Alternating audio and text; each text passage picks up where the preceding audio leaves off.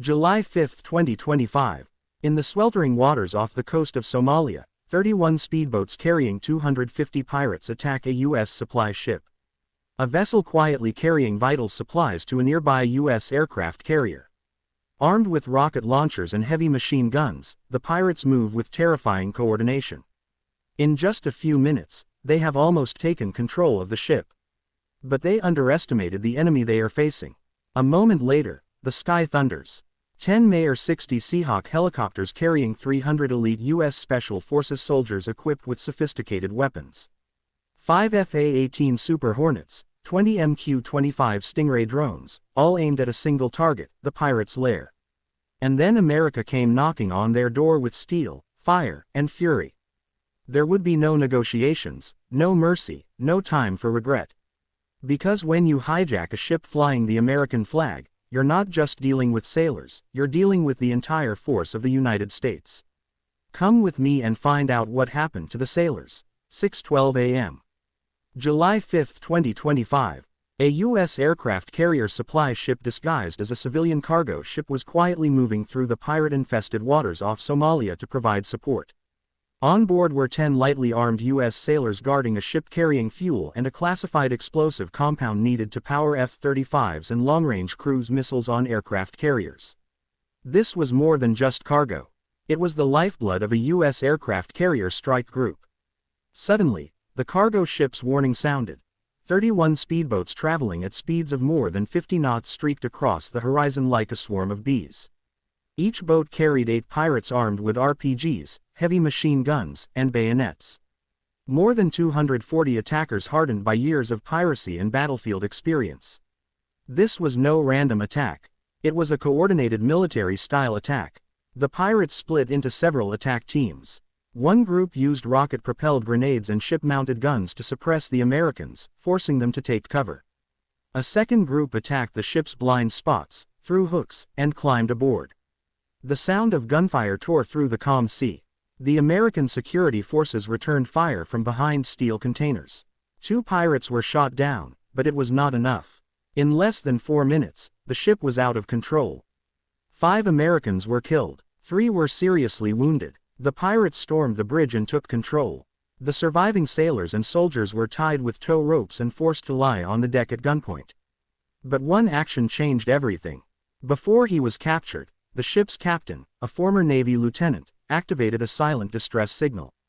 The signal was transmitted directly to the nearest American carrier group patrolling less than 200 kilometers away. The pirates had no idea they were celebrating. They thought they had just captured another supply ship for ransom. They had no idea they had stolen a vital line of American naval firepower. And most of all, they had no idea that hundreds of American fighters were in the air and were closing in fast. A stern-faced Rear Admiral Sloan stepped to the podium and delivered a simple message. No one seizes a U.S. naval asset and walks away. No one threatens our supply lines without consequence. America will respond faster, harder, and farther than they ever expected. This would not end with negotiations. It would end with explosions visible from space. Still watching? Good. Because now comes the part where American war fighters take back the ship inch by inch.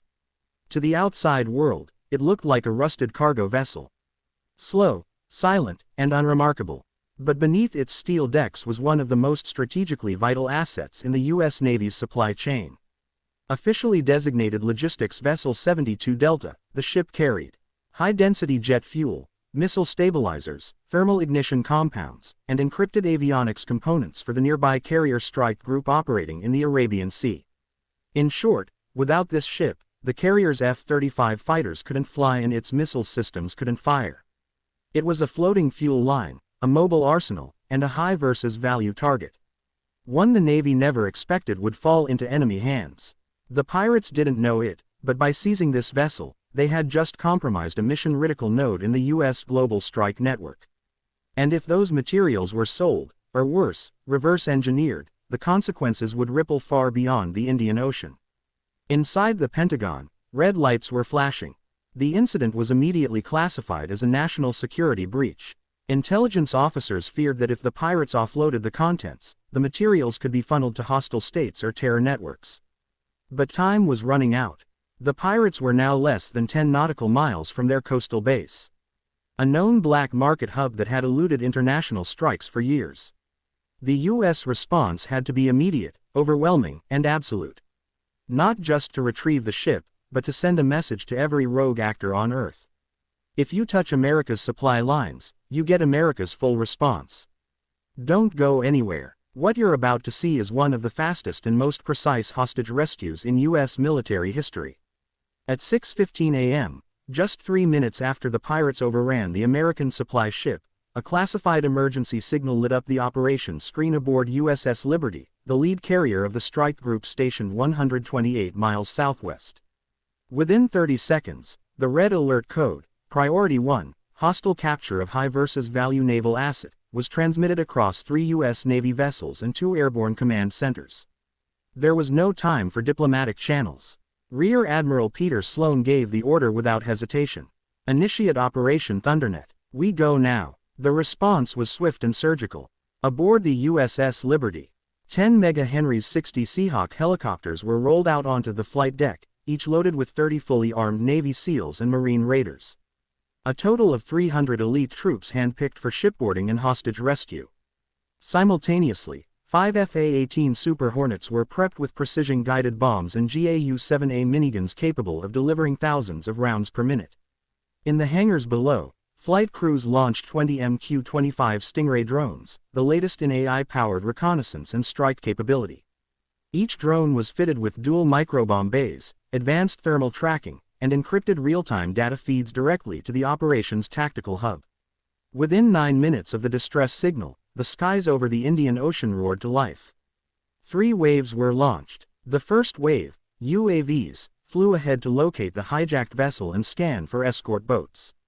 The second wave, Super Hornets, circled wide, preparing to suppress enemy fire from the air.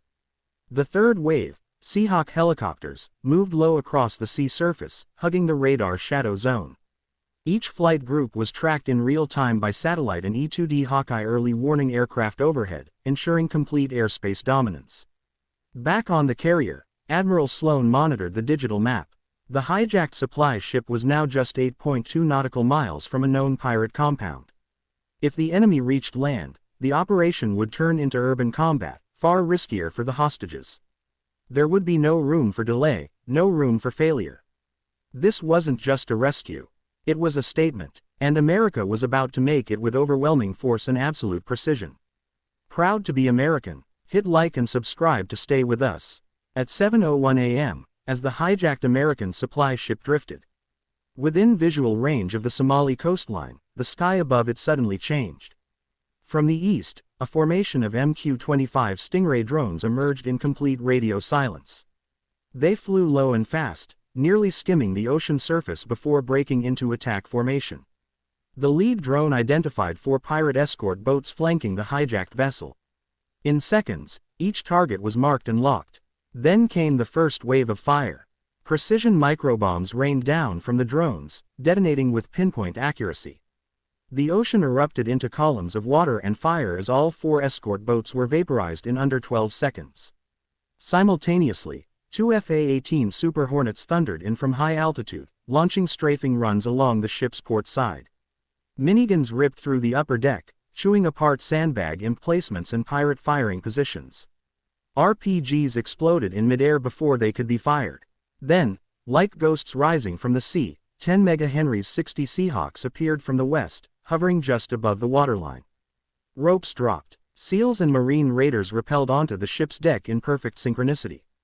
The pirates never stood a chance. From bow to stern, the American operators moved like a machine. Room by room, deck by deck, they cleared the ship. 1 fire team breached the bridge. 2 pirates were eliminated before they could raise their rifles. Another team neutralized hostiles near the engine room using flashbangs and suppressed fire. The hostages, bound and bloodied, were quickly located and extracted to the central deck. Medics stabilized the wounded while SEALs set up perimeter defense. In under 8 minutes, every pirate on board was either dead or detained. Not a single American hostage was lost. But the mission wasn't over. Over Radiocom's drone footage revealed the pirates' mainland base just 7 nautical miles inland, a heavily armed compound with vehicle bays, fuel depots, and radar equipment. It had served as a black market hub for nearly a decade. Admiral Sloan didn't hesitate. Switch targets. Bring it down. Within minutes, 4 more Super Hornets swept inland. They dropped GBU-32J dam bombs onto key structures, leveling the main headquarters in a single pass. Secondary explosions lit up the coastline as fuel caches and munitions depots erupted into fireballs. The final strike came from above, a Reaper drone dropping a single Hellfire missile onto the command tower. The blast was visible for miles. By 7:29 a.m., the base no longer existed. More than 500 pirates were confirmed dead, with dozens more captured or buried in the rubble. The message was clear: you don't hijack an American warship and you never ever touch a U.S. lifeline at sea. The pirate compound had stood for years, hidden along the Somali coast, protected by a maze of terrain and corruption. It was their fortress, their trading post, their untouchable sanctuary. By 7:30 a.m., it was rubble. After the supply ship was secured, the U.S. Navy turned its full might on the pirate base. Using real-time UAV surveillance, precise GPS coordinates were relayed to a secondary strike group orbiting inland. First came the FA-18 Super Hornets flying in a tight combat box formation. At 500 feet, they released GBU-32JD dams, laser-guided bombs that struck with surgical precision. The command center disintegrated instantly. Walls collapsed. Comms towers crumbled. Flames shot through the sky. Next, MQ-9 Reapers entered the area, each armed with Hellfire missiles and thermal optics. They targeted bunker entrances and concealed stockpiles. One missile shattered a hidden weapons cache, triggering a chain of violent secondary explosions that engulfed half the compound in fire. Pirates scrambled to return fire, but it was hopeless. Their anti-air defenses were primitive, outdated, and overwhelmed before they could lock onto a single aircraft. Then came the ground assault.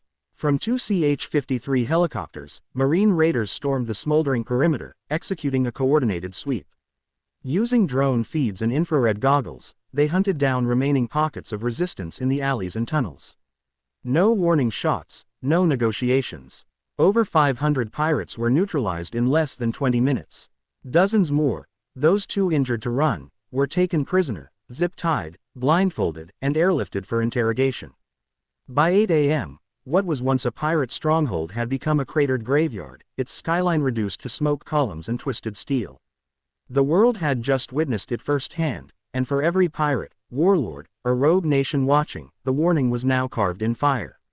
You don't touch the United States of America at sea unless you're ready to disappear from the map. This operation was more than just a rescue. It was a strategic reminder. In a world increasingly defined by asymmetric warfare, piracy, and gray zone conflict, the U.S. Navy proved that logistics is not weakness, it's power. A supply ship, often overlooked and underprotected, turned out to be the nerve center of an entire carrier group's offensive capability. And when that link was threatened, America didn't hesitate. It responded with the full spectrum of modern warfare: surveillance, air dominance, special forces, and precision strikes. The pirates believed they could strike quickly, vanish into the coast, and negotiate from a position of fear. Instead, they learned the real cost of provoking a superpower.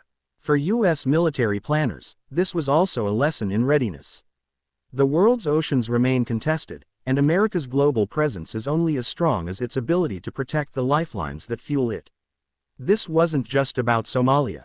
It was a warning to every hostile actor on every coast. Attack one ship, expect the weight of an entire nation. The rescue of the U.S. supply ship was not just a military success. It was a declaration. It reminded the world that the United States does not tolerate threats to its forces, its people, or its global presence. What began as a brutal ambush by over 240 armed pirates ended with the complete annihilation of their forces, the destruction of their base, and the safe return of every surviving American crew member. But beyond the battlefield victory, this operation sent a far deeper message. America's strength isn't just in aircraft carriers or fighter jets. It's in its ability to respond swiftly, precisely, and without compromise. Every link in the chain, from supply ships to forward bases, is protected by a force that never sleeps, never backs down, and never forgets. To any hostile force watching, the ocean is vast, but nowhere is safe when you target the United States. And to every American watching, rest assured, No matter where our flag flies, it is never alone. If you stand with our troops and believe in American strength, don't forget to subscribe and share this.